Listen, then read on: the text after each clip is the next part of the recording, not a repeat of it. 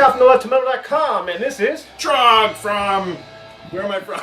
Troglodyte Dawn, Stone Groove Records, and Stone Grooves and Deep Cuts radio show. There you go, Trog, as I would say.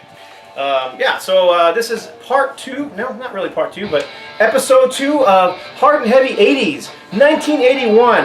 Another epic year for heavy metal. I mean, Way epic. This is going to be a two-parter. There's no way we can... It's going to be huge. Yeah, we couldn't squeeze out anything.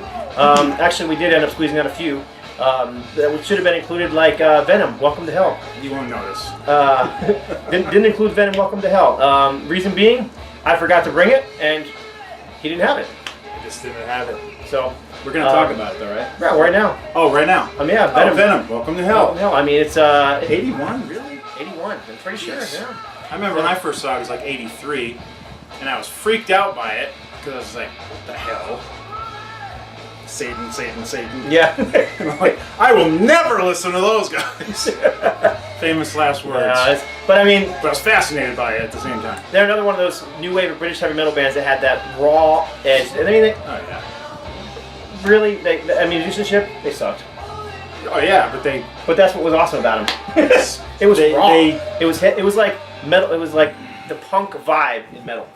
It just was pure, raw emotion, aggression. Energy. But not so aggressive. I mean, you know, the people that came after took it to the friggin' nth degree. Right. And it's like aggro, aggro, aggro. Venom still had a sense of humor. Right. I guess it's the I agree. part.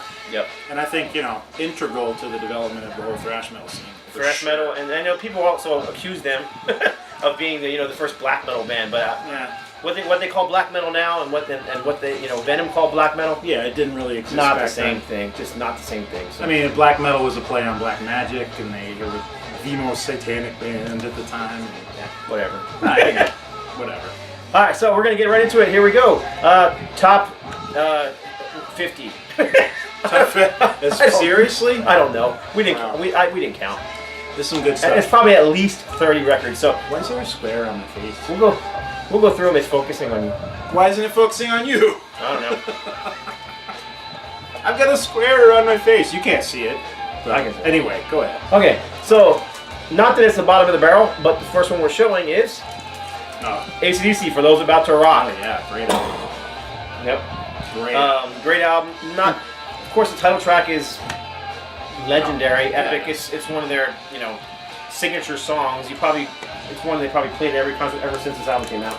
Little personal story on this one. My buddy Chris Halenek, my heavy metal buddy that we grew up together, got this when it first came out. Total AC/DC freak. The title track kept skipping. He went through like 5 of them. Everyone skipped, and then we realized, oh, it's his needle. Kept bringing it back down, bringing a new one back home. Oh my God, it skips too. We finally figured it out. It was funny. Great album, though. Yeah, and it's not just one song, though. No. Evil Walk, COD. What else is on here? I love Evil Walks. That's a great one. Injected- Spellbound is an awesome one. Injected Venom. Yeah. Yes. Snowball. Yep. This maybe not quite as strong as Back in Black or commercially successful, but still, it's pretty damn close. But really, how do you follow Back in Black? You So, don't. yeah. You don't. It is a gatefold. Oh yeah, I forgot about that. That's killer. Moving on. Otherwise, this will be Forever. a mini series. Right. So. All right. So 1981, one of my favorites, personally, Judas Priest. Point of Entry. Much more accessible. A little bit more pop oriented, as much as pop applies to Priest, than British Steel was. But great songwriting on this one. Heading Out to the Highway. One of my all-time favorite songs. Of course, you got the Where We Live song, the Desert Plains. Desert Plains, Yep. Don't Go, Hot Rockin', Turning Rockin'. Circles, love that one. Great album. UK cover, US cover. I've always liked the UK cover better. Maybe that's because they're from the US. Who? Huh? I said I've always liked the UK because...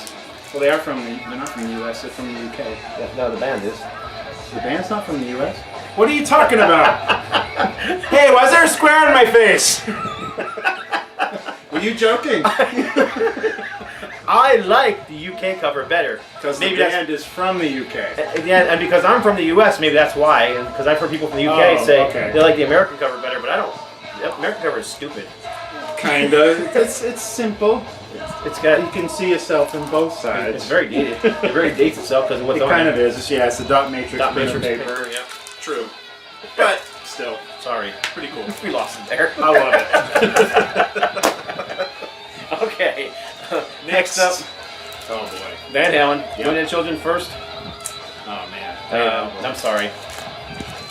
Do over. Fair warning. Fair warning. I think the Mets are wearing off. Yes. Fair warning. Alright. I'm gonna try. Fair warning. Alright. So wait now. Heavy record. I mean, yeah. I hear people arguing all the time, you know, Van Halen, not heavy metal. Alright, maybe not, but you know what? Prototypical early 80s heavy metal right here. Yep. Heavy guitar tones. And that down tune D on Unchained. Just like, yeah. Main Streets. Main Street's a great song. Game changer. stuff. Eddie Van Halen. Yep. David Lee Roth was a showman. Oh, totally. I mean, how many bands tried to copy him? Oh yeah. Of And he course, was just copying Jim Dandy. Jim Dandy from was Black Oak, same thing, Arkansas, and just took it to the next level. Yep. The showman all the way through, man. Yep. All right. We've got another double shot when bands used to work really hard, although that's not necessarily true in this case. Tigers of Tang, new wave of British heavy metal band. We had Spellbound was their second full length. Crazy Nice is their third full length. Both featuring John Sykes on lead guitar. Yes. This is the first appearance of Sykes, Yep. and also the first appearance of John Deverell on this one, the new singer who replaced Jess Cox. Much more melodic sensibilities on this one. And I wonder if that's just the vocals, but even the music was more melodic. I think so too. And I think that might have been Sykes' influence. Yeah, definitely. Cover art by Rodney Matthews. Rodney Matthews? On that one. Not Rodney Matthews, but man, It's pretty damn close. pretty darn close. So Great albums, really. This one was kind of rushed, maybe not quite as well thought through as this one, but still. Yeah. Good sound, great band. it's kind of like Saxon Denim and Leather. I mean, Wheels of Steel and Strong Arm of the Strong Law. Law, they kind of just go together. Yeah. Same here. Yeah. So, Really do. all right. Next. Up next, Deep Purple Mach 3. I mean, Whitesnake. Yes. Come and get it. We had 3 of the 5 members of Deep Purple Mach 3 on here. Dave Coverdale, John Lord, and Ian Pace. There you go. And then we've got we got Bernie Marzine and Mickey Moody. Yeah, great Guitar. bluesy guitar players. Bluesy, heavy, first wave of British heavy metal, hard rock, whatever. You know what? It's just heavy rock from the UK. Yeah, good stuff. I actually. This is not your high school Whitesnake. This was previous to all that big success they had in the late 80s. Yeah, this is not hairband Whitesnake. No, this is very bluesy, very bluesy. still very rooted in 70s classic rock Whitesnake. Very good stuff. I really enjoy it. Yep. So, Whitesnake, come and get it. All right, next, 1981, one of my favorites from this year. Blue Oyster Cult, Fire of Unknown Origin. One of my favorites as Oh well. my God, what a great album. I ate that album up when I was in high school. There's not a bad song on here, really. My personal favorite, Veteran of the Psychic Wars. Yes. One of my all-time favorite songs, hands down. Something about that song just resonates with me. Big time. Very spooky kind of song to me. It is, and written by Michael Moorcock, the there you go. Elric writer. Yep. Very, very biographical of Elric. Yep. Not the first time they worked with him. Excellent cover art too. I always thought this was a fantastic cover. A couple hits on this one. Oh yeah, we had Burning for You. Burning for You is a huge hit. Yep. What else did we have as a? Wasn't come on, what's the other one? I can't. Was a Veteran of the Psychic Wars was on the heavy metal soundtrack. It Soul was Survivor. Joan Crawford. Oh, okay, yeah, Joan Crawford. Great song. Yep. So There's just such a depth to this album that some of their albums were kind of hit and miss at places, but yeah, this one really came together, and I'm surprised it wasn't bigger than it was. I remember it being really big when I was in high school, but Yeah, it's kind of forgotten now for some reason. It's a great album. It's still one of my favorites from DOC. And, we've got the Kronos cross on there. Obviously, this must be the Blue Oyster Cult here, with all these druid type people. I remember sitting in a church for a couple hours, a Baptist church I got tricked to go into when I was One of those rock things. Oh yeah, a friend of a friend's mother said, "Oh, come to church," and they're talking about music. And me and my buddy Chris were huge music fans. We get there, what was it? It was the witch hunt of the '80s. Oh yeah. All music is evil, backward messages, blah blah blah. And I sat and listened to him trash on this record and saying, "Oh, one of the people on this record has a 666 on him somewhere." And I studied this album cover like, no, it doesn't. There's no 666 anywhere on here. So, are there occultic symbols? Yeah, probably. But there was no 666. You know, the thing, I know this has nothing to do with the music, but this is just my little take on this. I mean, everybody knows that I'm a Christian. I've said it before in my videos, but why would you expect a band that's not Christians to have anything that's not... I mean, you know what I'm saying? It's just... Why would you expect it? I mean... It's just... their beliefs... It's a paranoid worldview. Yeah, their beliefs are your beliefs, so therefore, yeah, it's just... It's kind of bizarre that people... And it was tough, because that couple hours I spent in that Baptist church, it scarred me for a lot of years, because I was young, I was impressionable, and it stole some of the joy. I went to some of those. It just made me... You know what it did for me? It made me more defiant, and I actually discovered a few new bands. The ones they hate, thank you for hipping us to the ones you hated, because those are the ones we loved. Well, and my thing was also that they were saying a lot of things that, you know, guys like you and me knew wasn't true, like Kiss Night and Satan Service. Like, right, but as a kid, I didn't have that strength of personality yet to say, no, you're wrong. Right.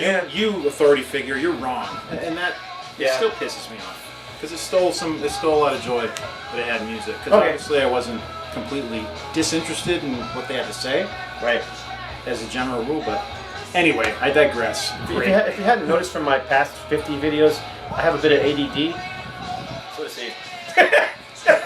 We can get off. What do you mean? Chicken. Exactly. All right. Yeah, next we get up, off on it. one of my favorites that didn't make the top 10. Shocking, I know. Ted Nugent, Intensities. An all live album with all new tracks, one cover song. Who does that? Nobody. You know, I know people disrespect this album a lot because they say it was, you know, him just getting out of his record contract.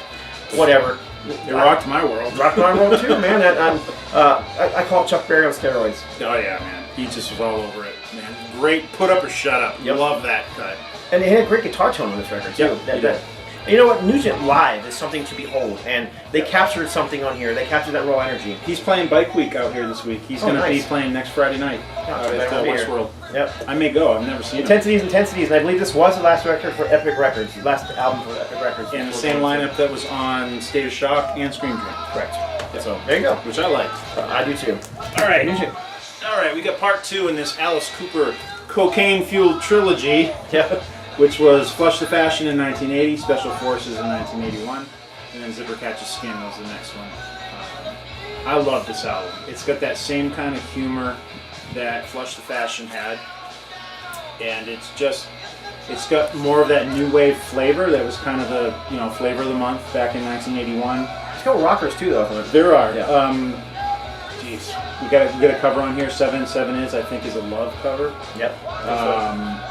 Funny stuff. Prettiest Cop on the Block. There's a remake of Generation Landslide on here that's live. I like it. I like it a lot. Yeah. Oh, this even has Look at You Over There ripping sawdust from my teddy bear on it. Yep. Which, it may not actually be on here, but that was like a B-side or a bonus track later. Anyway. You know, it's funny thing is, this is not one of Alice Cooper's more well-known, most liked records, but the symbol on the back became one of his most memorable. I mean, everybody loves that symbol, and I think it's an awesome symbol. I actually have a see that. It's like a mirror. There you go. Skeletons in the Closet. That's a cracker. I love that one.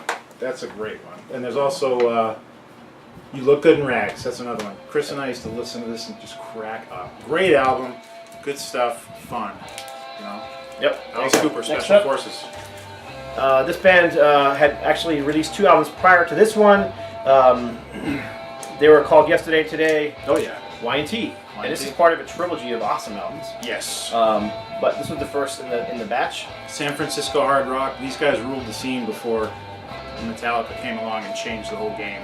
And somehow this band just never caught on. I don't know why. I moved out to the Bay Area right around that time, '83, and I heard them on the radio. And I was like, "Jeez, who is that? What a great band!" And they got a little bit bigger. Summertime Girls was a pretty big hit for them. And so was what was the other song that they had before that? Mean Streak. Mean Streak, yeah. Mean Streak was. I remember hearing that one in like Metal Shop and stuff like that back in the day. It's good stuff. I mean, Dave Meniketti, great singer, great blistering lead player. We lost Phil Kennemore a couple years ago. Yeah. Bass player. Sad. I heard Leonard Hayes just rejoined them for something recently. The drummer, great drummer. Oh my God, Leonard Hayes. Some of his kick drum work, killer. Rivals John Bonham, really, in some ways. You just lost half the crowd right there. Shut up. I love John Bonham. The guy obviously loved him. I mean, how can you be a drummer and not? Y&T, you're a shaker. Yes, sir. All right, here we have an album that was overlooked by most Kiss fans, including me, until after Creatures of the Night came out, and I had a huge resurgence in my love for Kiss. Went back and revisited The Elder and realized, oh my God, this is a great record. Yeah, it's different. It's Kiss's most progressive record, maybe, like after Destroyer. And Bob Ezrin produced them both. Go figure. You know, I hear people diss on this record all the time, and I mean, there's some goofy stuff on it. Yeah. Odyssey's a little bit hard to take. Personally, it's a concept record. It is, and I think it's one of the most intelligent things Kiss ever did. Yep. Hey, there's not a song on here about sex? That's amazing. Right. But two of my all-time favorite Kiss songs, Only You and Under the Rose, they flow right into each other, and they're epic songs. Catchy stuff on there. The Oath is got it opens up with this blistering Mr. riff. Blackwell. Yep. Great stuff. Dark Light. Dark Light. That's Ace. Ace's contribution. That song could have easily, if it wasn't, I think it might have even been recorded for his solo album, like he was going to include it, but he actually had to have something for this week. And his other contribution on this was Escape from the Island, which is an Great song. Yep, another instrumental. Yeah, instrumental. Another jam. It was a jam that he did with Eric Carr, which they call Car Jam, I think, on some bonus tracks. It was like that was the jam session that turned into Escape from the Island. So we got here. Original. They had an original track running order that was more integral to the story, how it plays out on the album. Just a Boy, Odyssey, Only You, Under the Rose. Yep. And then it opens up with Fanfare, which is Fanfare, that makes sense. Fanfare is the opening. But then they changed it to be a more commercially viable track listing, which opened up with The Oath, which was the first one I had, and it's like, wow, it's a killer opening track. But it wasn't until later I realized the track listing had been tampered with, changed. And then I also have the West German pressing that has a little backwards Z's instead of the two S's that look like the Sturmtruppen Soldaten of the Nazis. They change it out of respect, I'm sure. I'll take those. All right, next. Your turn. Yep. We got KROKUS. Yes, sir. Hardware. Yep. Cool cover art. No, I mean you can't get more metal than that, right? Nope. But you got songs on here. Again, I kind of like this. It kind of has like an AC/DC groove. Not quite as much as One Vice at a Time, but what do you got on here? Smelly Nelly, right? Smelly Nelly. her what is it? Something like her underwear is dirty, but her ass is paradise. It's like wow, wow. Jeez. We got Mr. 69 right there too. How did Gene Simmons not write that song? I don't know. Maybe he did. Maybe he did. Easy Rocker. Easy Rocker's a great cut. Yeah. And Burning Bones, great opener. It's a good step. It's a good album. I think they got better with each album, really. And then My mom keeps calling me and texting and interrupting. Sorry. One Vice at a Time, definitely definitely the better record than this, and then Headhunter, better than that. Oh man, I mean, they just kept getting better. So. And then after Headhunter, they started getting worse. Yeah, but they've released a lot of good albums since. So Blitz was commercially, Midnight Maniac's probably their biggest song ever, but for us who grew up with this stuff, yeah, it wasn't Krokus. No, it wasn't my thing. But we all kind of had to swallow that mid '80s anyway. All right, oh boy, this is a killer record. Joe Perry Project, his second solo work. Look at the rock and rolls again. This is just one of those records that I don't know about you, but there's just sometimes records that you saw them coming out and you're just like, I need this record. Yep, I bought it the day it came out. Never heard a thing on it. I mean, I knew it was Joe Perry of Aerosmith. That was my thing. Yeah, I'm the Aerosmith fanatic. You guys know that. So, but this record, man, it is solid. Now, through and through. Do you think it's as good as Let the Music Do the Talking? I prefer this one. Personally, I prefer this one as the first one I heard. Yeah. So I got used to the sound on this one, and then Let the Music Do the Talking has such a different sound. Okay. See, for me, it was just the opposite. I bought Let the Music Do the Talking as a new release, loved it. Yeah. Bought this one, and I still love this one too. But nostalgia. What you hear first. Oh yeah, totally. Yeah. It's like the Diamond Head thing. Like I heard Borrowed Time first, so it's not. I don't like it as much as Lightning to the Nations. Some people think that's blasphemy. It's like, well, sorry. Yeah. Whatever got there first tends to make an imprint. Exactly. So there's not a bad song on here. So this was the fallout from Aerosmith falling apart in the '70s, second album. But there was also Whitford St. Holmes, 1981. Yep. So you got Derek St. Holmes from Ted Nugent. He was an integral part of those early Ted Nugent records. Yep. But he wasn't the alpha male. No. Nugent was the alpha male, and so he splintered off and got together with Brad Whitford. And really, same Put thing. this album out. I mean, Perry was definitely the alpha in Aerosmith as far as the guitar duo. But Whitford's a great guitar player. Oh yeah, he's probably. And I've even heard Joe Perry say, you know, he praised Brad Whitford as being a better guitar player than him. Berkeley graduate, I think. Was he a better guitar player? I don't know. Technically, probably he Maybe, was. but it's all about feel. You Like know? all that real heavy stuff, like Nobody's Fault, stuff in Yeah. F sharp, round and round. That was all Brad. Brad, yep. That was totally But Brad. you know, I mean, it's heavy metal, hard rock. It's not always about technique. Nope.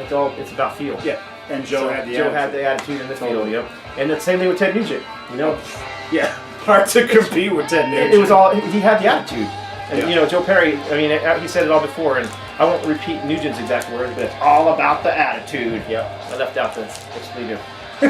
So there you go. 2 albums from Aerosmith members, ex-Aerosmith members who, of great course, stuff. rejoined them. Yeah. Both ex. This is a little more commercial. This one. This is a little more guitar-oriented, hard rock. Would fit in with who else? I mean, just that guitar-heavy rock and roll. I mean, maybe like Robin Trower or. Not very Hendrixy, but still, I mean, it goes up against any Aerosmith record as far as I'm concerned. Yeah. 70s Aerosmith. Van Halen, that not quite the guitar pyrotechnics of Van Halen, but it's all that just real hard, the hardest of the hard rock at the time. Exactly. And this one's definitely more melodic, more mainstream. Derek St. Holmes got that real smooth voice. So. Yep. Two Great records. stuff. Great stuff. Aerosmith. All right, what's next? Next up. All right, this is one. I'll be honest. This is one I'm fairly new to. Just in the last few years, I was a huge fan of HELIX in the '80s, but black lace. I'm gonna try one more time. White lace, black leather, HELIX. This is their first album, independent release. It is Brian Ballmer. Wow, he doesn't look anything like he used to, or like he did later. Wait, this is their. You know what? I'm wrong. This is their second album. Oh, okay. Second album. So this is before This is the Rock You and Heavy Metal Love. Oh that yeah, whole yeah, thing. yeah, yeah. This was their second album. I apologize. Their first album was called Breaking Loose. Had the chains that was coming apart. Both of them were on the independent H&S Records. Canadian band, right? Canadian band. Yep. Yep. This built different than what you think of when you think of HELIX. There's no 80s heavy metal anthems on here. But it was a crossover record because you had that Breaking Loose, which was definitely had a 70s vibe. And then it crossed over to that kind of 80s sound, and that's kind of where this is, right in the middle of the two. Yep. Solid record. Yeah. I love that photo, Brian Ballmer. That's a great photo. Awesome. Yeah. And Anyhow, a mustache. this is a bit of a hard one to find, so there you go. Excuse me. HELIX.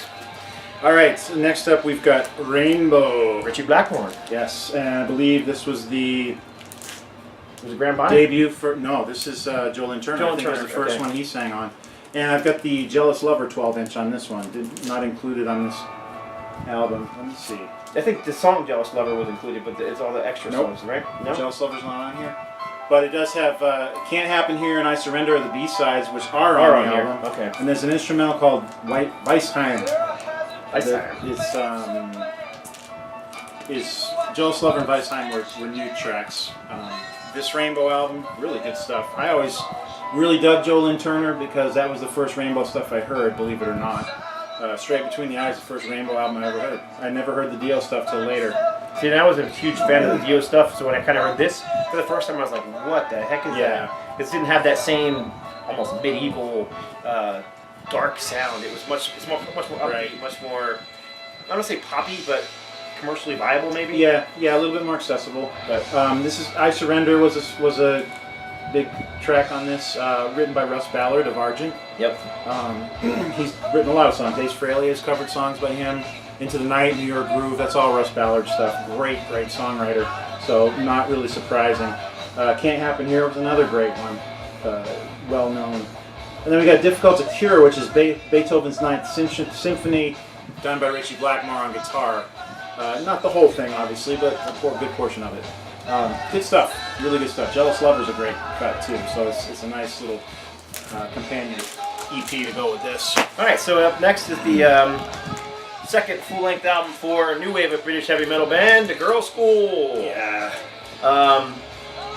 Cool cover art. Love that one.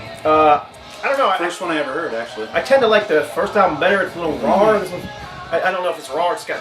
This one has better production. That's all there is to it. Yeah. But you know, a lot of the charm of those early new wave of British heavy metal bands was that raw, nasty, almost live production. This probably my favorite Girl Screw album. It's got Hit and Run, Race with the Devil, which is that gun cover again, which they did on the first album too. Yeah. Yeah, right. I love that one.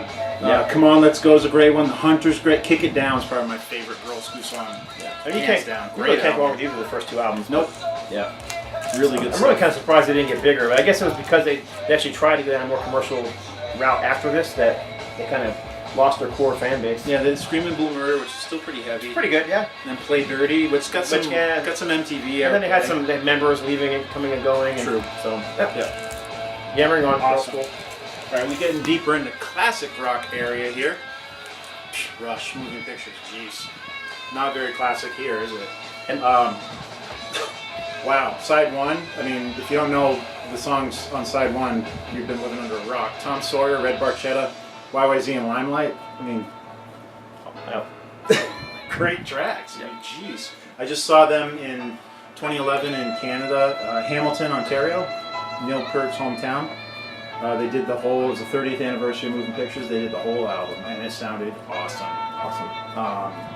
Again, Rush has got the way that they do their cover artwork, this layered meanings. Moving pictures, okay, we got moving guys, moving portraits, like pictures of art, and the pictures are very moving to the bystanders because they're crying, and that's not it. I mean, on the back, they've got a film crew, moving pictures. It's just multi-levels of meaning, and that's Neil Peart, really. That's one of those things, you listen to the record and you're just staring at it the whole time. Oh, totally. Trying to find new stuff in it, you know? Yep. This album, to me, represents the end of an era for Rush. Oh, for sure. This was the last album I would describe as hard and heavy. You know, after that, it became more... I mean, keyboards got introduced more, they were more prominent. There was keyboards on this, came out. but it was different, you know? It was different. It still had that growling bass, that Rickenbacker bass that it kind of disappeared on follow-up albums. But yeah, definitely end of an era. I did a compilation called Antediluvian, which is like, that means like the pre-flood world, meaning the great flood in the Bible. Cuts from this on it. There was these like, from like 80 to maybe 85, there was like the last hurrah of those really big classic rock bands, and definitely this is one of them. A lot of those bands put out, like, some of them put out their final albums, and definitely their final successful ones during that period, the way I see it. They were included in that for sure, but Rush never really, they had albums that were more successful than others, but geez, everything they put out is like the highest quality attainable. Yeah. Just a great bunch of musicians. Sometimes they're so damn smart they just piss me off, but I still like them. Alright, this next band is... We play rock and roll. We are Motorhead. Motorhead. Live at Hammersmith. Live at Hammersmith. Classic. I mean, if you had to recommend one Motorhead album, probably this one. This would be great. If you don't know who Motorhead is, great introduction right here. Yep, and the classic lineup. Motorhead is raw, nasty, gnarly. I mean, it just is. And of course, this is still the classic lineup. I should say the original lineup, but the classic lineup. Yeah. So you got Fast Eddie Clark and Phil Taylor and Lemmy. I mean, Lemmy's a constant. No Lemmy, no Motorhead. Really, he's grown. Some artists grow their band, it becomes them. It's just like so. But this is the original. This is and they capture a raw energy here totally. that you can't capture on a studio record. You know, and great this stuff. I always say that live records are the end of an era, but not really, because Iron Fist came after this, if I'm not mistaken, right? Yeah. I mean, Motorhead's one of those bands, you know what you're going to get. It's like AC/DC. You pretty much know what you're going to get. With Motorhead, you always know it's going to be good. If you like their sound, there's not an album you can buy that you're not going to like. And again, I always love the cover art on this one. Oh yeah. And I think this was when they retired the Bomber too. Yeah, and I would have loved to have seen them during those days, but I mean, the current lineup is probably the one with the most longevity. Yeah, I mean, I've seen them probably like 10 times, with recent lineups, but never saw that original lineup. I've seen him twice. I don't know how I managed to do that. I did see him with a Filthy Animal Taylor once. Oh, nice. So, but with Wurzel and Phil Campbell? Yes. Nice. That's a cool lineup too. Yep. Penny Arcade and Rochester, New York. Wurzel died a few years ago too. Yeah, he did. Yeah, he did. So, all right. You might hear this one playing in the background. We've got UFO, Wild, the Willing, and the Innocent. The second album from the Paul Chapman lineup. Great stuff. Got the UK cover here and the US one. UK cover is kind of cool because on the back you get, on the front we got the guy kind of looks like he's giving the girl a tattoo with a blowtorch. Just like, oh, typical UFO Scorpions type cover. I bet it's Hypnosis. I bet it is too. It is. It's Hypnosis. They're just famous for that. On the back, in the UK cover, you got the girl and she's sporting her new tattoo, but ooh, look at that. Get some underboob up there. Very, very sexy. Underboob. And here you just get this one. It's very obscured. You can't really tell. The UK cover, obviously, we got a little bit more sexual liberal viewpoints over there. So another classic record from them. Oh yeah, I mean, people dismiss them because it wasn't Schenker, but you know what? Yeah, favorite cut on here, Long Gone. If you never heard Long Gone by UFO, look it up on YouTube. Oh my God. Yep, check it out. It goes up against anything. It's Killing Me is another one of my favorite cuts on here. Making Moves. Couldn't Get It Right, which is playing right now. Great. Change is another great one. Just great record. UFO can't go wrong. Are we up to our top 5? No, not even close. I don't have any records left. Oh, well, I got plenty, so I'll pass them over to you. All right. All right, so we are not even close to being top 5. So we are at, this is a band who had a huge influence in the new wave of British heavy metal, but we're actually an American band. Yep. Riot. This would be the last album for Guy Speranza. There you go, last album for Guy Speranza. He died several years ago. Yeah, many years ago. So, great record. I mean, there's just how many we're talking about. So many of these guys who died. Now it's sad within the last decade. Yeah. But anyhow, solid heavy metal record. Oh yeah. Kind of, I would describe it as straightforward, almost biker rock. Just New York band too. Yeah. New York rock. Swords and Tequila. It's really anthemic. Yeah, I mean that's probably one of their most well-known songs. Yeah, probably a signature song for them, really. Then the front cover, you've got the mighty Tior, or Johnny, as the band affectionately calls him. And what the hell is he? He's some kind of baby seal or something. I don't know. Sometimes he wields an axe. Sometimes he's a schoolboy turning into the baby seal. And here I have no idea. And here he's just a seal floating on top of some very pink-looking skin body thing. Yeah. I don't know. Doesn't matter. I think he's naked. Right. But these guys were actually, gaining huge ground. I remember seeing, back in the all the magazines you used to buy back in the day, you used to see they were playing all over Europe during that. And they just never caught on here, that's for sure. Wait a minute, Mark Reale just died recently too, didn't he? Yes, he did. So Mark Reale was like the heart and soul of Riot. But Riot's still traveling on without him. Riot 5, they have to release the new album without him. Is there anybody from the original lineup even still there? No. Nobody.